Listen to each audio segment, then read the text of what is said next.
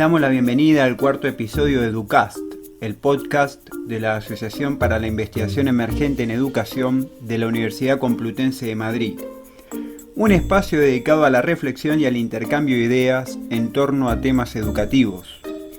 Como en cada uno de nuestros episodios, hoy compartiremos un cuento y una reflexión en nuestra sección Cuento en la Mesa Pesa, con Alba, maestra de educación infantil, que nos contó el cuento Te quiero mucho y que ha conversado con nosotros sobre la importancia de la conciliación familiar, sobre las emociones en el desarrollo de los niños y de las niñas y sobre la función de los maestros de educación infantil en tiempos de confinamiento. También tenemos nuestra habitual sección Café con Tesis. Hoy entrevistaremos a Pablo, un estudiante de la Universidad de Sevilla, un doctorando que se dedica a temas relacionados con el acogimiento familiar, y en nuestra última sección, Controversias Educativas, conversamos con Almudena, que es profesora de filosofía en un instituto público de la Comunidad de Madrid y también historiadora del arte, que nos contó cuál es su experiencia acerca de la preparación de la prueba de la EBAU con sus estudiantes y también cómo ha vivido la docencia a distancia fruto del confinamiento en el que estamos. Bienvenidos y bienvenidas. Comenzamos.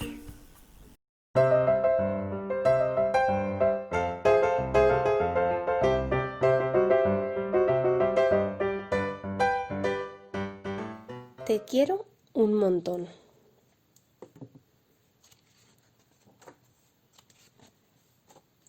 Garbancito está triste.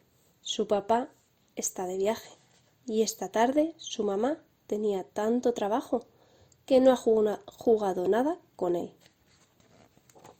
Por la noche, mamá prepara rápidamente 2 lentejas y media para que Garbancito cene y lo mete en la cama más rápidamente todavía. Garbancito le dice: «Mamá, ¿me lees un cuento?» Mamá le contesta: «Hoy no puedo, que tengo mucho trabajo. Mañana te leo 2, ¿vale?»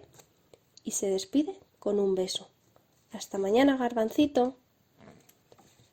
Cuando mamá ya va a salir del cuarto, Garbancito la llama: «¡Mamá!». «¿Qué quieres, hijo?». Garbancito responde: «Que me digas que me quieres». Entonces mamá se da cuenta de que por culpa de su trabajo hoy no le ha hecho mucho caso a Garbancito y le dice: «Claro que te quiero, cariño, te quiero un montón. Y como te quiero un montón, te lo voy a decir de un montón de formas diferentes. ¿Te lo digo con la nariz tapada? Te quiero mucho, mucho. ¿Te lo digo con eco? Te quiero, ero,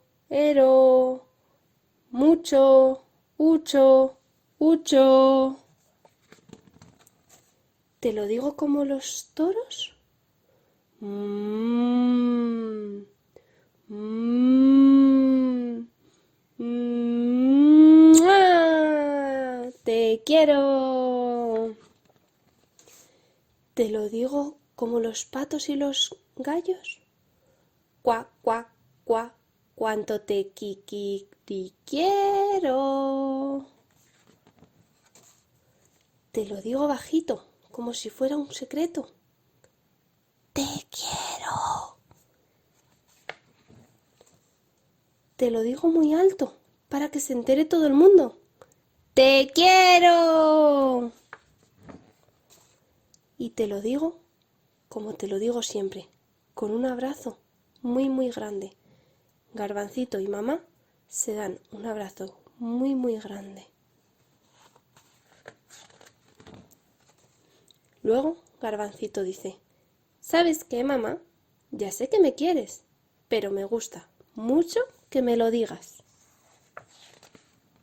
Mamá acaricia a Garbancito.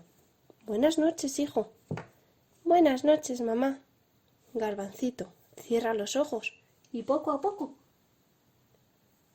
Se queda dormido.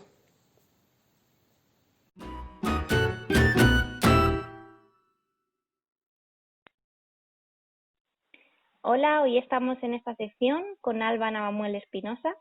Ella es una excelente maestra de educación infantil y también una buena amiga mía, por eso me hace mucha ilusión que esté aquí con nosotros. Nos acaba de leer el cuento Te quiero un montón de Juan Carlos Chandro y la ilustradora es María Luisa Torcida. Bienvenida. Buenas tardes, Sandra. Encantada de estar contigo y realizar esta entrevista contigo. Muy bien. Pues sabes que hacemos unas pequeñas preguntas acerca del cuento y la primera es, pues, ¿por qué lo elegiste? Pues mira, elegí este cuento porque transmite un mensaje muy claro para los niños, donde expresa diferentes formas de decir te quiero y pueden ver que hay muchísimas formas en las que se puede representar este sentimiento y aparte pues es un mensaje también a las familias, a los padres, para que vean y que entiendan que hay muchos días que están muy ocupados, pero que siempre tienen que sacar ahí un pequeño momento para poder estar con los pequeños y demostrarles todo lo que les quieren. Pues sí, es muy importante. Yo sé que se lo has leído a tus niños de tu clase y les habrá gustado mucho. Sí, la verdad es que es un cuento que al tener tantos gestos que hacer, tantas onomatopeyas, a los más pequeños les llama muchísimo la atención y con los que son un pelín más mayores pues también puedes tener un pequeño feedback con ellos y que ellos mismos te digan, nos suelen decir las formas que tienen ellos en casa de decirse te quiero con sus padres de forma diferente, o sea, igual que aquí en este cuento te vienen un montón de formas, pues ellos te expresan todas las formas que tienen desde casa. Y la verdad es que es un cuento muy, muy acogido en la escuela. Qué bien. ¿Y para ti qué importancia tiene mostrar las emociones o que los padres digan te quiero a sus hijos?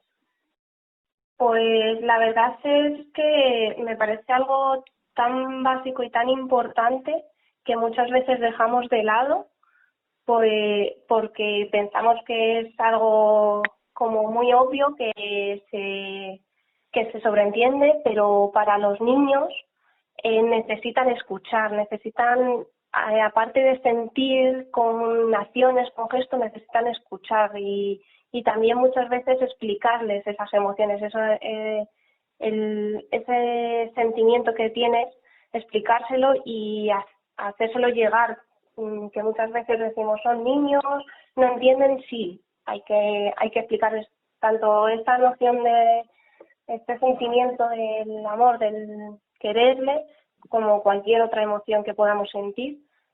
Creo que es algo súper importante de trasladar a los niños desde que nacen. Todas las emociones y todos los sentimientos explicados claramente. Sí, estoy de acuerdo. Y otra cosa es, en estos tiempos en los que los padres tienen muchísima carga de trabajo, ¿tú crees que es fácil conciliar esa vida familiar con la laboral? Pues, a ver, poco a poco la sociedad en la que vivimos están las empresas, los trabajos intentando ayudar lo máximo posible en esta conciliación. Pero sí que es cierto que todavía queda muchísimo trabajo y para que los padres realmente puedan vivir esa infancia con la infancia de sus hijos desde una primera persona, que muchas veces se pierden muchísimas cosas por el tema del trabajo y muchas veces también las mismas familias se centran tanto en el trabajo que olvidan un poco esos momentos que están viviendo los niños, que realmente tienen que pensar que no vuelven, o sea, que son y pasan muy rápido. Entonces, ahí lanzo una pequeña reflexión para las familias para que piensen realmente todo lo que se están perdiendo y que intenten dentro de lo posible recuperar esos pequeños momentos o intentar estar en todos esos pequeños momentos con sus hijos. Sí, ojalá se consiga. La última pregunta sería, ¿cómo trabajáis en la escuela infantil en estas semanas de confinamiento que han tenido que ser bastante duras? ¿Y cómo crees que será esa vuelta a las escuelas? Pues respecto a la forma de trabajo en las escuelas, o sea, de las escuelas infantiles desde casa durante el confinamiento, ha sido realmente cambiar totalmente nuestra forma de trabajo, porque nuestro trabajo es súper cercano, súper de contacto con el niño, de estar presente en todo momento, y ahora mismo lo hacemos a través de pantallas, que intentamos por todos nuestros medios realmente llegar a las familias, a los niños, intentar mantener ese vínculo que habíamos establecido anteriormente, pero es cierto que no llegamos a todas las familias por los diferentes recursos que pueden tener, las diferentes posibilidades de trabajo, económicas, todo influye. Entonces nos está costando mucho, es cierto que lo estamos llevando a cabo y que hemos llegado prácticamente al 100% de las familias, pero es un trabajo muy duro, la verdad. Y que los peques, o sea, lo que son los niños, es cierto que el vínculo que habíamos establecido se está perdiendo, no 100%, pero sí que en parte sí se ha perdido, aunque intentamos mantenerlo. Sí, quizás... Sí, digo que quizás con niños que tengan más edad sea más fácil hacer las clases virtuales, precisamente porque no necesitan a lo mejor tanto contacto con sus docentes, pero cuando son tan pequeños necesitan tocar a otras personas, relacionarse, jugar, y eso no es posible si no se está en un aula presencialmente. Por supuesto, y por eso también pienso que la vuelta a las escuelas en un principio va a ser algo muy duro, muy difícil de llevar a cabo, en el que estamos velando por la seguridad de los menores y por la de los docentes, pero realmente yo desde mi punto de vista pienso que se está perdiendo un poco todo lo que trabajamos día a día y lo que buscamos, que es el respeto hacia el niño, esa libertad de movimiento, todo eso realmente ahora mismo con el tema del confinamiento, la distancia de seguridad, que en niños de infantil es prácticamente imposible, es imposible mantenerlo, pero todo eso se pierde, esa libertad que dábamos a los niños, ese respeto a su movimiento, a su investigación, a su exploración libre totalmente, ahora mismo es prácticamente imposible llevarla a cabo. Entonces tenemos que ver, todavía estamos trabajando para ver qué formas podemos respetar al máximo esto que trabajamos y cómo llevarlo a cabo. Sí, pues ojalá que todo vaya bien más adelante, que tengamos un protocolo, que sepamos cómo actuar ante esta situación que nos ha pillado de repente y que, nos ha pillado un poco también sin saber muy bien cómo actuar, pero yo creo que con maestros como vosotros seguro que sale todo adelante. Eso esperemos, la verdad. Muchas gracias. Gracias a ti por sacar un ratito y estar con nosotros. Ya nos despedimos y nos vemos en el siguiente podcast. Vale, muchas gracias y nos vemos pronto. Hasta luego. Chao.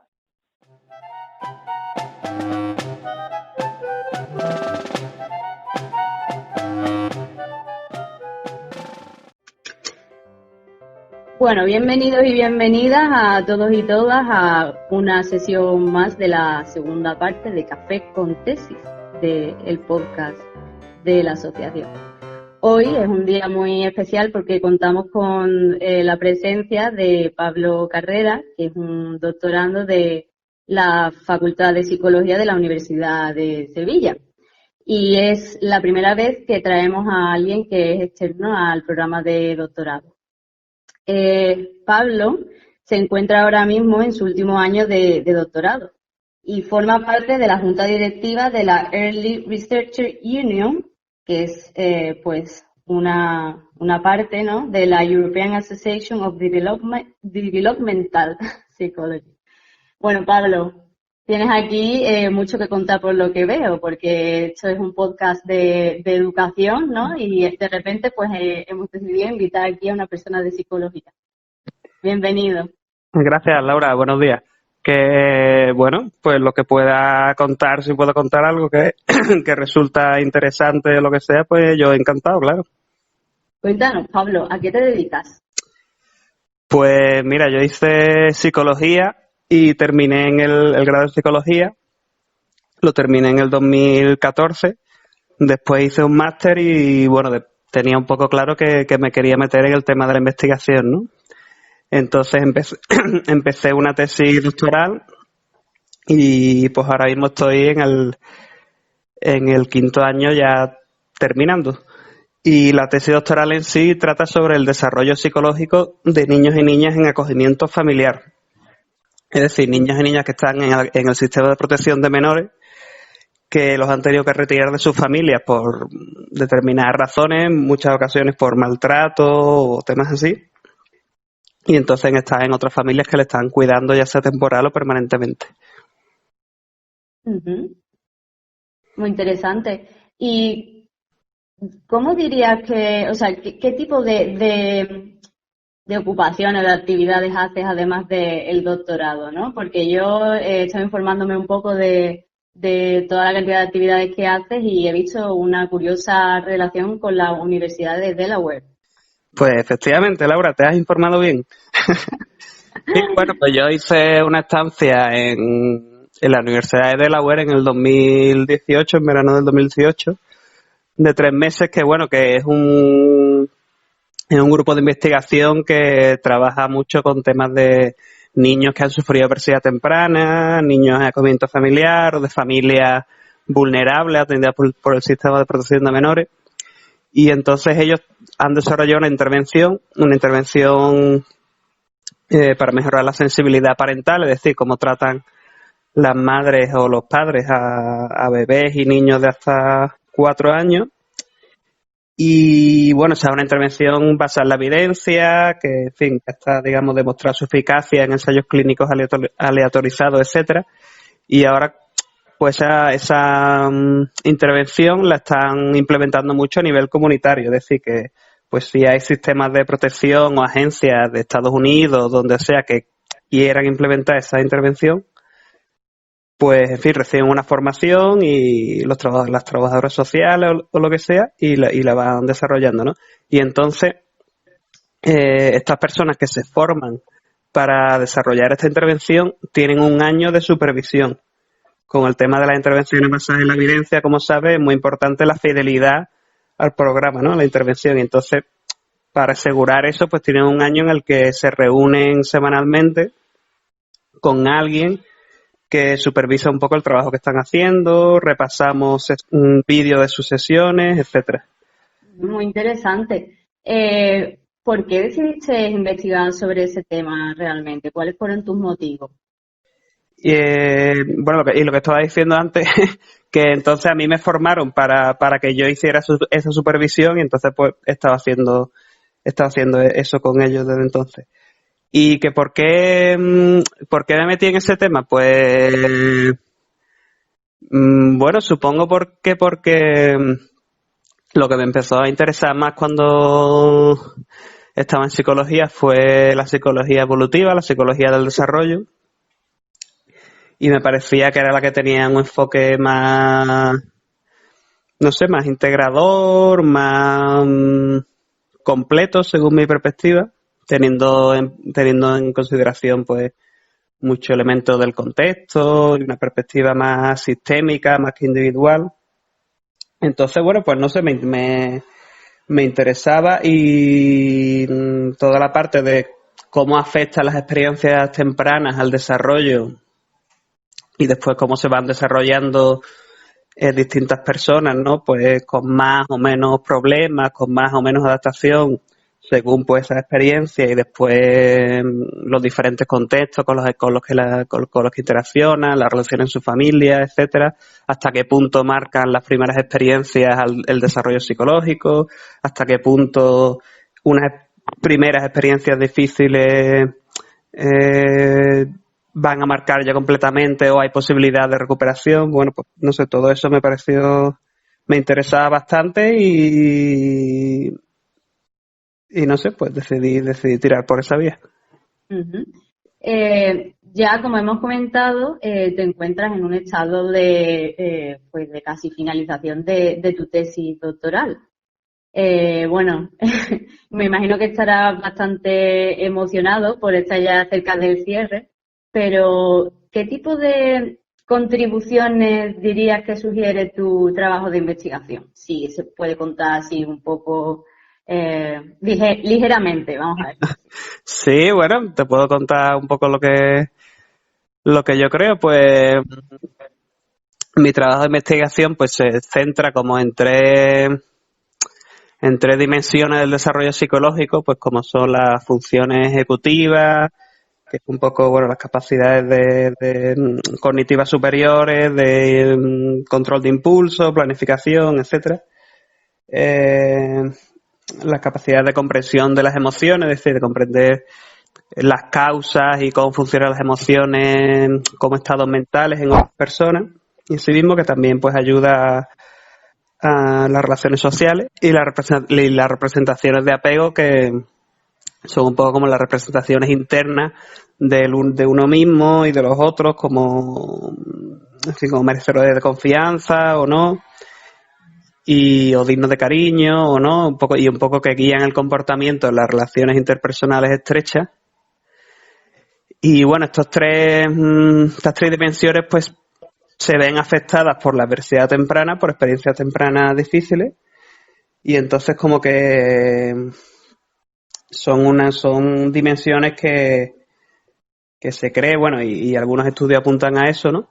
Que, ¿cómo te diría? Que median entre las experiencias tempranas, sobre todo si son difíciles, y la adaptación posterior. Es decir, que un niño o una niña pues tenga a lo mejor problemas en el colegio, o que tengan problemas, dificultades en las relaciones con sus iguales, o problemas de comportamiento, si han sufrido adversidad temprana, pues en muchos casos puede tener que ver con que tengan más dificultades en sus funciones ejecutivas, o en su comprensión de las emociones, o en sus representaciones de apego.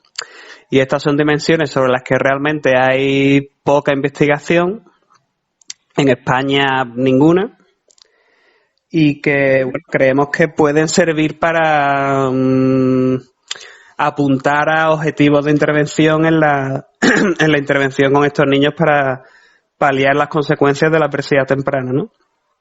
Y aparte yo creo que también pone de relieve, que yo creo que es un tema importante también, que hay mucha variabilidad en estos niños y niñas. Es decir, que no es niños en acogimiento familiar o, bueno, niños adoptados igual a que están mal, sino que, bueno, hay algunos que a lo mejor presentan más dificultades y otros que no. Y entonces esto también se refleja en la tesis, en los diferentes artículos, ¿no?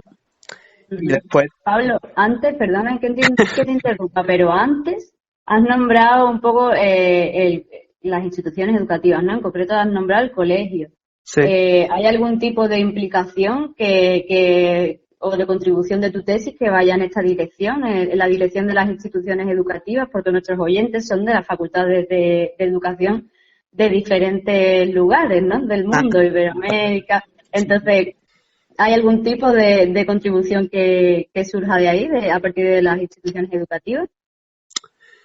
Bueno, yo creo que una aportación que se podría sacar en ese sentido es que es importante que se comprenda y que se entienda a estos niños y niñas, ¿no? De dónde vienen un poco, cuáles han sido sus experiencias y por qué pueden presentar a lo mejor algunos de ellos más dificultades o les puede costar más ciertas cosas y cómo hay que intentar tratarles con sensibilidad y teniendo en cuenta esas experiencias previas y cómo les afectan en su capacidad y en su comportamiento en clase y todo eso, para, por ejemplo, pues si es un niño que ha sufrido rechazo o que ha pasado por varias distintos acogimientos y tal, a lo mejor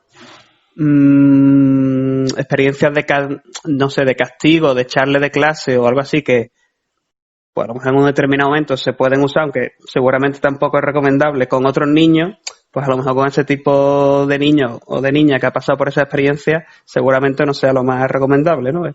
Bueno, un ejemplo de en qué sentido de eso, de comprenderlos para poder ayudarlo mejor en el colegio, que es un contexto fundamental también en el que muchas veces presentan también dificultades por todas estas dificultades emocionales y cognitivas, etcétera, ¿no? Qué interesante, la verdad es que tienes ahí un tema para sacarle punta, ¿eh? Sí, bueno, de hecho, hace poco participé en un monográfico de la Universidad de Lleida que iba precisamente sobre eso, ¿no? Sobre la atención educativa a niños y niñas en situación de adopción o de acogimiento familiar o de acogimiento residencial. Y bueno, quien quiera verlo, pues yo creo que si se mete en mi ResearchGate o lo que sea, allí estará. Y precisamente se hablan de todas las medidas a nivel educativo que se deberían tener en cuenta, ¿no? En los colegios, los profesores, etcétera, al tratar con estos menores. Muy bien, pues 2 preguntas ya para finalizar, porque tenemos el tiempo bastante ya ocupado. Vale. ¿Qué ha supuesto para ti el doctorado? Sería una de las preguntas. Y por último, ¿qué tipo de consejos o de recomendaciones le darías a una persona que quisiera iniciar el doctorado en el ámbito de la psicología? Vale, pues ¿qué ha supuesto para mí el doctorado? Pues, bueno, no sé, yo diría que es un proceso de aprendizaje, ¿no? Sí, yo creo que sí, y a todos los niveles, tanto académico, por supuesto, y a la hora de, pues eso, saber manejar todas las, en fin, habilidades que requiere para hacer un trabajo de investigación, analizar datos, sacar conclusiones, etcétera. También como a nivel personal de saber tolerar las frustraciones y planificar y organizarte bien también. Y eso yo diría que es un proceso de aprendizaje principalmente, sí. Muy bien. Y por último, ¿qué tipo de consejos darías a alguien que quisiera dar el paso a hacer un doctorado en psicología? Bueno, pues y el consejo que yo daría, y yo creo que tanto para psicología como para cualquier otra área, es que, bueno, que se lo piense bien porque requiere mucho esfuerzo y mucha dedicación, que no se puede hacer en fin a medias, como quien hace un curso así en plan, bueno, tengo que hacer, me gusta la investigación, voy a hacer un doctorado.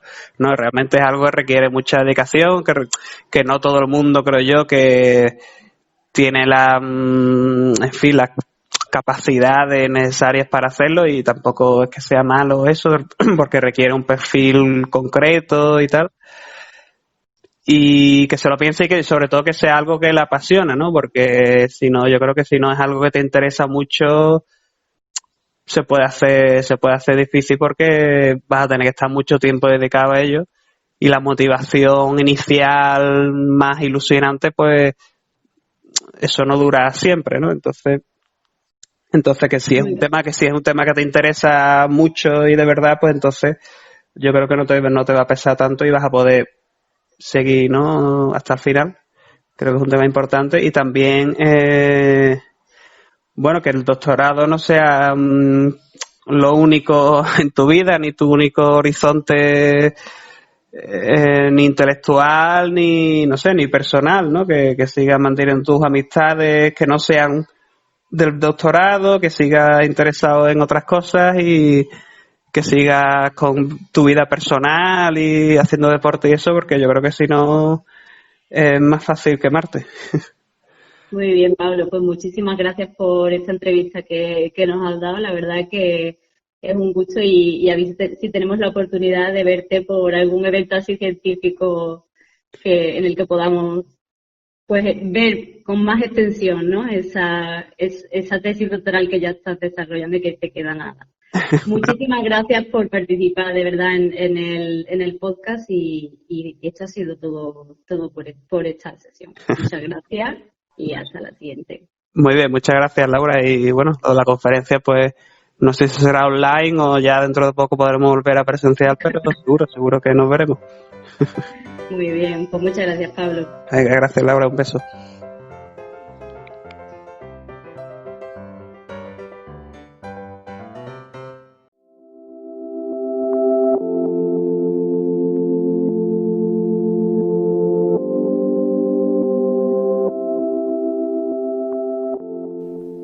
Bueno, estamos en nuestra sección de controversias educativas. Hoy la controversia gira en torno a la preparación de los exámenes de la EBAU y tenemos el gusto de charlar con Almudena, que es profesora de filosofía y también historiadora del arte. Actualmente Almudena está trabajando en un instituto público de la Comunidad de Madrid, es profesora de filosofía, así que vamos a hacerle algunas preguntas. Hola Almudena, ¿qué tal estás? Buenas tardes, muy bien, muchas gracias. Bueno, queríamos preguntarte cómo ves, cómo se va a desarrollar, cómo se está desarrollando la preparación para el examen de la EBAU en este contexto en el que estamos. Sí, pues bueno, los alumnos se han estado en los 2 últimos meses preparando a distancia, se han estado preparando online hasta esta semana, cuando los alumnos están pudiendo volver voluntariamente para dar algunas clases de repaso y sobre todo para resolver dudas. Y este año, en lugar de ser la EBAU durante 3 días, va a durar 4 días para que se puedan mantener todas las medidas de seguridad y han tomado una decisión, a mi juicio, bastante razonable en este caso, que es ampliar la opcionalidad de los exámenes, de tal manera que el modelo de examen sigue siendo el mismo, si no me equivoco, en la mayor parte de las asignaturas. En el caso de la mía, que es Historia de la Filosofía, es así, pero se amplía la opcionalidad para que los alumnos puedan responder sobre los temas que conocen y priorizar los temas que han visto presencialmente, porque la educación a distancia pues evidentemente ha sido muy complicada, se ha desarrollado en circunstancias difíciles, no tiene absolutamente nada que ver con una preparación presencial y los alumnos están preocupados sobre esto, pero bueno, me parece que haber facilitado el tipo de prueba en este contexto me parece un acierto, dentro de que había que tomar una decisión y las circunstancias son difíciles y han sido sobrevenidas. Entonces ellos lo ven como una ventaja en general y bueno, creo que esa ha sido una buena decisión. ¿Cuántos estudiantes tienes más o menos que van a hacer la prueba? Pues en mi centro se presentan pocos alumnos a la EBAU.